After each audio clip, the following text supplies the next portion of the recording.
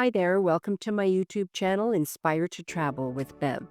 I've traveled quite a lot in my life. I've been to 62 countries, 54 visiting, and 8 that I've lived in.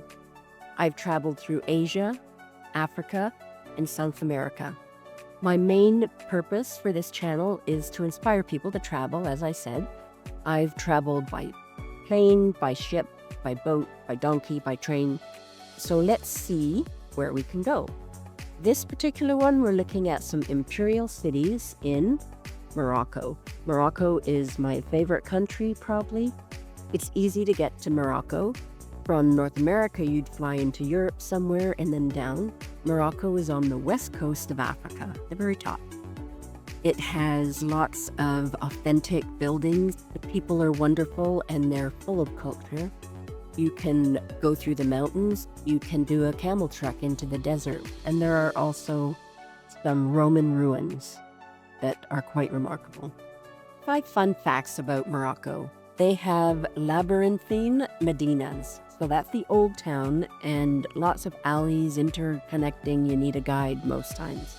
It has the oldest university in the world. They're known for their artisanal crafts.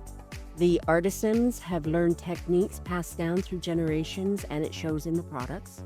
They're the home of couscous, which is a symbol of hospitality, as the people are. They have the second oldest ruling dynasty. The current family has been in power since 1631, and there are 4 historic capitals over time that have been used in Morocco, called the Imperial Cities, which we will look at. They're called the Imperial Cities because at some point in history, they were the seat of government. They just moved all across Morocco. Each of them will have palaces. Most are still occupied, so you cannot visit them. You might get a tour of the grounds. There is wonderful shopping in Morocco. All of these cities have it. Whether you want to get some ceramics, some tagines, some wonderful bowls. They have jewelry. They do wonderful silver jewelry. Then there are lights. They do metal engraving. They do camel hide lights. And of course, carpets. I now have 9 carpets from Morocco, which I don't need them all. Then there are products they make from carpets. Pillows. I have a backpack made from a carpet. They do leather. There are shoes. There are hats. Another wonderful option is a puff. You can put your feet on. You can get it flat and stuff it later. You can get jackets made in Marrakesh and Fez, and then there's metalwork. As you can tell, I love to shop, and it will overshadow my videos, so no apologies for it, but you might get some ideas for shopping. I mean, look at these spices. Some of them are unique, cheaper here than other places. Okay, now you know a little bit what to expect. Let's get back to the cities. So here are 4 of the imperial cities, but we're going to add Casablanca. So first, Rabat. Rabat is considered the political capital or just the capital. It is on the coast, just up from Casablanca, a very clean city. The palace is beautiful. Again, you cannot tour it because it's being occupied, but you can see the outside of it. Some other things you might want to visit. It's an imperial city, so it is old. You can see the walls surrounding the city. And there is the Kasbah of the Udayas. It is an old inner city. From the ramparts, you can see where the Beauregrier River enters the ocean. The houses in the area are idyllic, peaceful, painted blue. Next to this royal fort is a garden, Andalusian garden based on the Moorish gardens of Al-Andalus in Spain. It's created by Maurice Tranchant de Lunel, which is reason enough to visit. Another option is to visit the ruins of a mosque with the Hassan Tower, which is 12th century. It's unique because it has ramps on the inside, not steps. This tower has been refurbished, but it sits among the ruins of the previous mosque with pillars and old walls standing. And the mausoleum you can see in the back has been added at this site. You can see the old walls that still exist and the Hassan Tower through the gap there. Another option is to visit the Shala. This is believed to be a Phoenician trading center, the remains of it from the Roman colony that used to live there. You can see the stout buildings, very beautiful. And you can wander into town. It's a very clean, almost modern town. But there is also shopping on the beach, the boardwalk, the Corniche, or go into the Medina. There is a wide, clean section in Medina with everything. But if you're adventurous, keep going farther into the little alleys and search for some little treasures and get a different experience. Okay, the next is Casablanca. Casablanca is considered the industrial center. I lived there for 2 years. And one of the main things to see is the huge mosque, the Hassan II Mosque, down at the coast. Its minaret is the second tallest in the world at 210 meters. You can see if you look how small the people are there. You get the idea of how big it is. It shows the ancestral art with innovations, of course. And it took 6,000 traditional Moroccan artisans to complete it over 5 years. It has local marble, hand-hewn, and it shows the Zalige tile work and plaster work that is so typical of Morocco. It's a beautiful example. After you've oohed and awed at that, you can head down the beach. I'll say one thing, I was not impressed with the beach. I found them dirty and smelly. But you can walk down the whole beach, and if you go far enough, you'll find some pool. There's a pool to swim in. There's some wonderful restaurants worth a visit. Something else associated with it is the movie Casablanca, and everyone expects a Rick's Cafe. There is one, but it was built after the movie and based on the movie, so it's exactly what you would expect. You can go have a wonderful meal there if you're lucky enough to get a reservation, and it's a bit dear. But there's other food available. One of the best things about Morocco is the food. You can get local tagine, whether it's made over a fire or in the back in the kitchen. It's like a one-dish meal. You can get vegetarian ones, you can get meat. And when they serve the dinner, you get a whole selection of hors d'oeuvres, different kinds of olives, side dishes like zalouk, which is one of my favorites, or baba ganoush. You get flatbread with oil and balsamic vinegar to dip it in. You can also dip it in the tagine. One of my favorite non-tagine meals is almond pastilla, which often has chicken or pigeon inside, and it is so rich but delicious. And then there's also the desserts, the pastries, cookies that are common in Morocco. And now my favorite city, Fez. I love Fez. Fez is on the north side. You can see the flash there. You can take a train from Rabat or a white taxi along the road. It is known to have the largest Medina or old town still functioning. It's an adventure to explore. You do need a tour guide, which I'll talk about. But I would say book your hotel ahead of time, and if you can, get a hotel inside the Medina.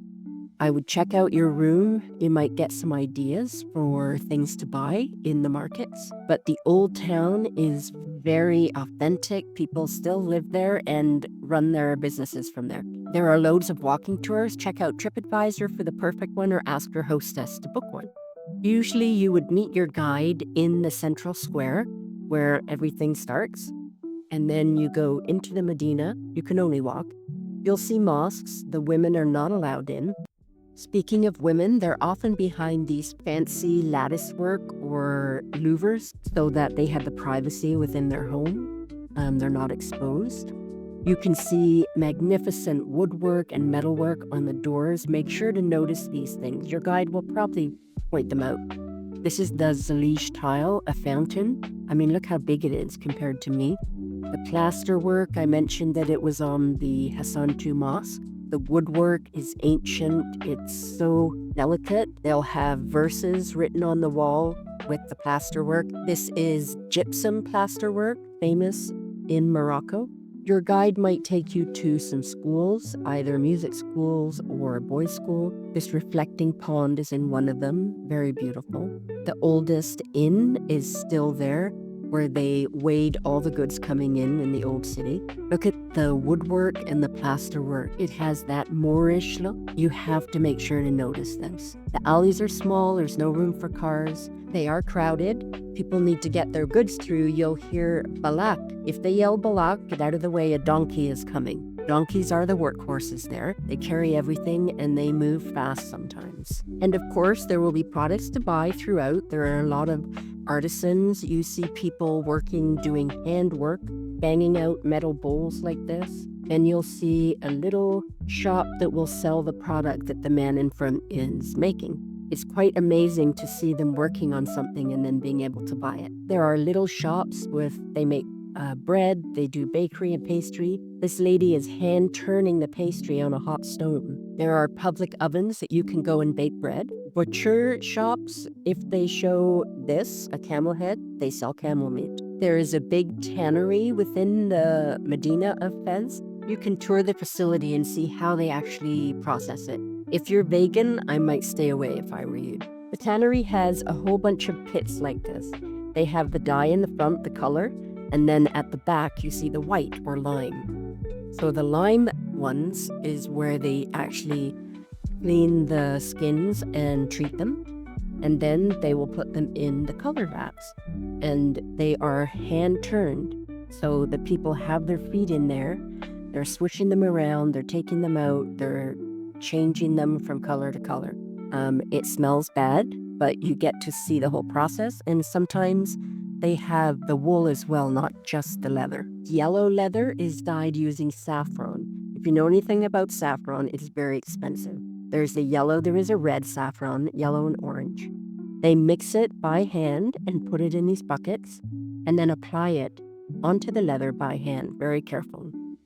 Once they have it dyed solid and happy with it, they put it on the top of these roofs on top of straw to dry properly. After, you get to look at a variety of stores and check out some leather goods, purses, jackets. You can get a bespoke leather jacket.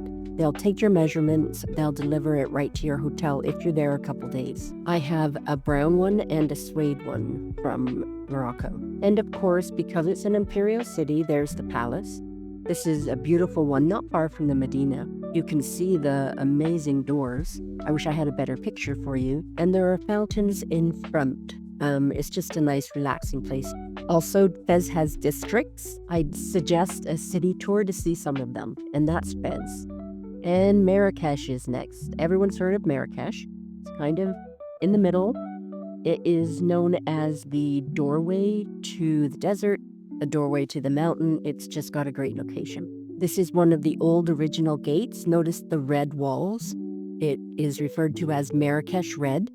The palace, here's the palace door, and it also is the red. One of the most famous places in Marrakesh is the square, Jama el Fna. It's the center where all the souks are. The Medina is around it, all the alleyways. The best way to experience it is shop during the day, then towards evening. Restaurants are all around it. Find one with a view and have a lovely dinner, watch the sunset, and then go down and enjoy all the activity in the square. It really comes to life at night. The square fills up with vendors and entertainment. So you have to see it, but hang on to your bags.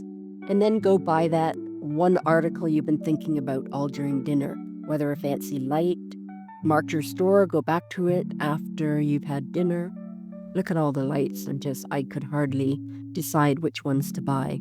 They'll have the same things as Fez and Rabat, but there seems to be a lot of variety in Marrakesh. Ceramics are fancy, beautiful. Then they have trinkets, keychains, hair gadgets, little things that you could buy for gifts for people. And of course, they also have a tannery, so they have a lot of leather goods like this beautiful puff. And then you can get the patchwork ones, also with embossed surfaces. And of course, carpets. This is actually the carpet store that I go to a lot. I bought 3 of my 9 carpets here. They've moved and now are called Les Nomades de Marrakech. But one thing I will say about this carpet dealer, I insured it, mailed it, it was stolen.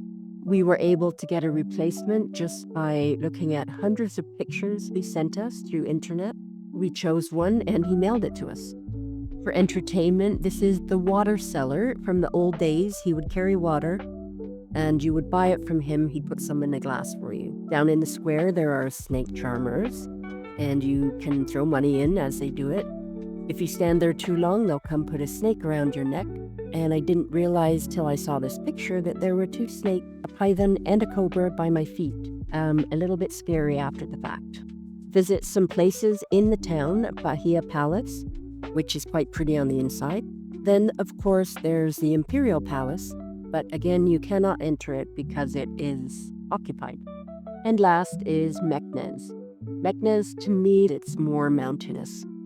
I was there briefly, not much to see, but there's the walled city again, and inside is the Medina with all the little souks and stores. There are again some of the same things. Each place has a bit of its own unique twist, I guess. The city is a UNESCO heritage site, and you can see the ancient aspects of it. Again, you see this Zalige tile, which is absolutely beautiful. And if you look, you'll see more of the plasterwork. And of course, the Imperial Palace, which again is closed. Okay, some overall suggestions or ideas for you. I suggest you leave your itinerary with someone at home that knows where you'll be. I would say travel with friends. It's much nicer to share ideas and experiences with them, but it's also safer. Morocco is a Muslim country. You must be aware of that and know what that entails. And it is safer, therefore, to be with someone. I would say try and book at least one hotel when you land somewhere so you know where you're going. If you don't like it, you can always try another one. Check on the cancellation policies. Be sure to soak in and enjoy the culture and the uniqueness of Morocco. That's partly what I love. So those are the Imperial Cities. I hope you enjoyed learning about them. My next video will be still Morocco, but trekking in the Atlas Mountains. If you enjoyed this, subscribe for more. I'll combine that with Chefchaouen, another mountain town. Chefchaouen is the Blue City. Amazing opportunity for unique photographs. And then I will do one about going to the desert. The desert is beautiful and must-see. As far as I'm concerned, if you're going to Morocco, you've got to do the desert. I've done it several times. From your hotel on the edge of the desert, you take a camel ride in and sleep in a Berber camp for one night. The beaches are so-so, but there are some places with really nice beaches, but just check the ratings on them. I hope I get some people interested in Morocco. I love it. I'd go back in a heartbeat. Thanks for watching, and see you next time.